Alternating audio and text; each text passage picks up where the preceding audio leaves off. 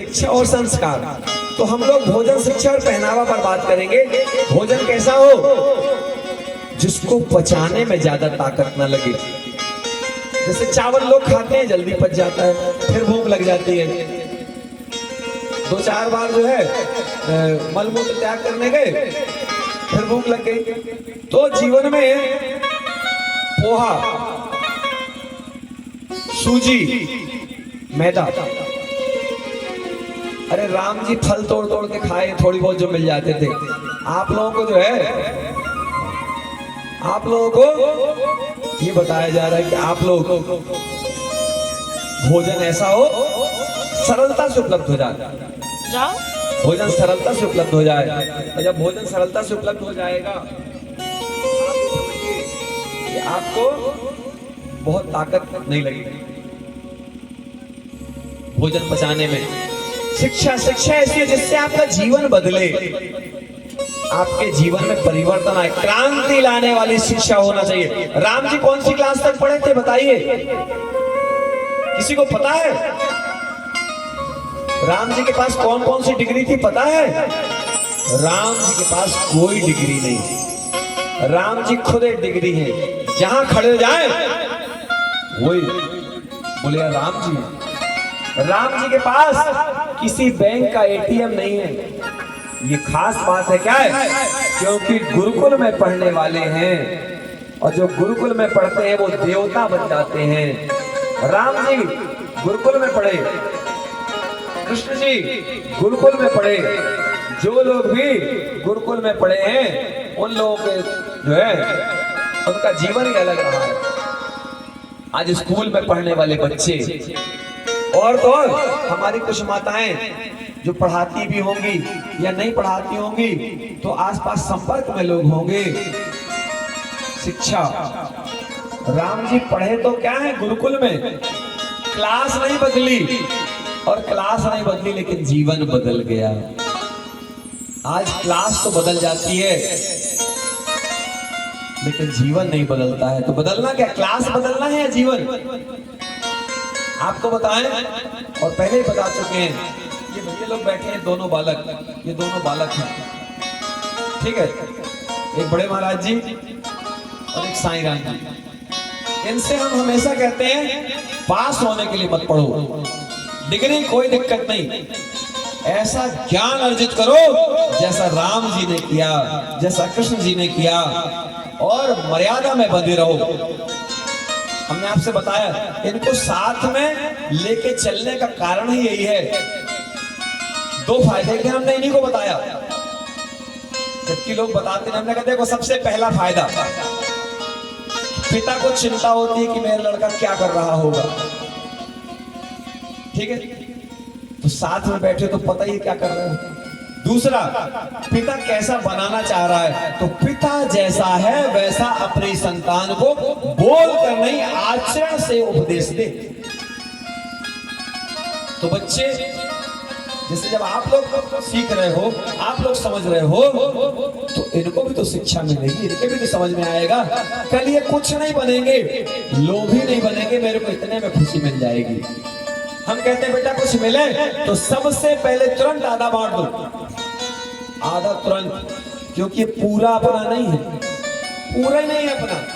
पूरा मतलब समझ रहे, एक भी हमारा नहीं है। जो कुछ भी यहाँ है उसमें हमारा अधिकार नहीं है, हमको मिल रहा है, हमारा जीवन यापन हो। बात कठिन है, कड़वी है, और कड़वी और कठिन बात से ही जीवन बदलता है।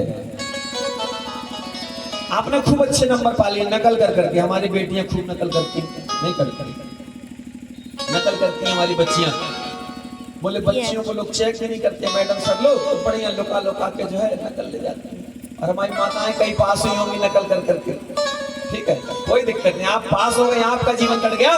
लेकिन अपने बच्चों को बताइए बेटा नकल नहीं, अकड़ लगाओ। ऐसी शिक्षा जिससे जीवन में क्रांति आए, जीवन में शांति है। परमात्मा भी जिसको आपको पाने के लिए परमात्मा तरसे, यार एक बार जाऊं देखूं तो त्यागी जी कैसी कथा सुना रहे हैं। आपको परमात्मा देखने आए और मेरे परमात्मा यहाँ पर निरंतर विराजमान रहते हैं। हमने आपको एक बात बताई थी, शायद ध्यान हो, कि मेरे पास निरंतर कैमरा लगा रहता है। ये वाला नहीं, ये तो 10-20 हजार वाला कैमरा है। एक ऐसा कैमरा लगा है जिसको मैं चाहकर अलग नहीं कर सकता हूँ। आप पर भी लगा है, आपको लगेगा नहीं, एक निश्चित समय के बाद लगेगा कि बाबा जी सही कहते थे। क्योंकि क्या होता है, जब आप 10वें मंजिल पर जाएंगे तब आपको पता चलेगा ऊंचाई क्या है। राम जी को पहले तो डर लगा होगा ना शुरू में, लेकिन उन्होंने हार नहीं मानी, झिझक नहीं मानी। जो हार नहीं मानता है, जिसके अंदर झिझक नहीं होती है, तो ऐसी शिक्षा। दूसरा 2 हो गए, भोजन अच्छा, शिक्षा अच्छी। इसके बाद पहनावा। पहनावा ऐसा हो कि हमारे शरीर का अंग प्रत्यंग जो है ढका रहे। चेहरा बुला दीजिए, इधर बेटा, चेहरा आप दूसरों को देख सकें, आपको कोई न देख पाए, कोई दिक्कत नहीं। हम लोग अपना चेहरा दिखाने में प्रयास करते हैं, ठीक है। बहुत देखिए, आप सुंदर हैं, कोई ना कहे तो भी, ठीक है। सुंदरता बहुत अच्छी चीज नहीं है, पता आपको, बड़ी कष्टदायी होती है। और किसके लिए, जैसे कोई बहुत सुंदर है और कोई छोटा सा दाग हो गया, अब उसको चिंता होती है। मसा है, अब मसा मान लो गलत जगह में कहीं जो है, तो उसको जो है सुंदर होने के बाद भी उसको लगता है कि अरे यार ये गलत जगह में है। आप कर क्या लोगे गलत जगह में? तो आपका जो है पहनावा इतना बढ़िया होना चाहिए कि बहुत ज्यादा हम अपने आप को दिखावे में न लगाएं। अपने घर में एक और खास बात सीता जी को अनसुईया माता ने जो बताई थी कि पति चाहे थोड़ा सा मूर्ख भी हो, मिल ही गया है, पकड़ लोगे, संभाल लो किसी तरीके। मान लो मिल ही गया है, या पति को पत्नी मिल गई हो ऐसी जो थोड़ा जैसी चाहिए थी वैसी नहीं। क्योंकि गाने वालों ने तो कहा है कि जैसी चाहिए थी वैसे मिल गई हमको, जैसा रूप ख्यालों में था वैसा, जैसा मैंने सोचा था। हाँ तुम बिल्कुल वैसी हो जैसा मैंने सोचा था। राम जी को भी ऐसे मिल गई, ऐसा ही बोलना पड़ता मजबूरी में। आज तक एक भी सेट नहीं बना ही नहीं आज तक। कोई जो बोल रहा है वो झूठ बोल रहा है। आज तक एक भी सेट नहीं बना जो दोनों जन आपस में कहें कि बिल्कुल मेरे को तुम्हारी जैसी चाहिए थी। दूसरों से कहते हैं अच्छी है, अच्छे हम आए वो, ठीक है ना। लेकिन यही है हमारे संस्कार, ठीक है ना। राम जी ने कभी किसी से नहीं कहा कि सीता जी जो हैं परेशान कर ली हिरण के लिए, लेकिन पनिशमेंट मिलता है। एक खास बात आपको बताना चाहेंगे कि जब हिरण के लिए सीता जी ने कहा स्वामी मुझे हिरण चाहिए है, सोने का हिरण, तो स्वामी ने कहा सीते सोने का मृग नहीं होता है, कोई माया भी है, मायावी हिरण है। बोले आप तो ऐसे कह देते हो, हमको चाहिए, हम नहीं जानते। राम जी ने कहा अब कुछ अनहोनी घटने वाली है। समझाया नहीं ज्यादा, उन्हें अपनी तरफ से प्रयास किया और जाते समय लक्ष्मण जी को कहा लक्ष्मण एक काम करना, मैं जा रहा हूं हिरण के पीछे, तुम अपनी भाभी का, अपनी भाभी माँ का ख्याल रखना।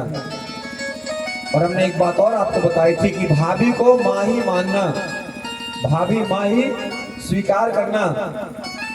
अभी होली आ रही है, भाभियों के साथ लोग बड़े भद्दे मजाक करते हैं, नहीं, भाभियों को बहुत अच्छे सम्मान दीजिए। भाभी आपकी माँ है, ये संस्कार की शाला है। आप यहाँ से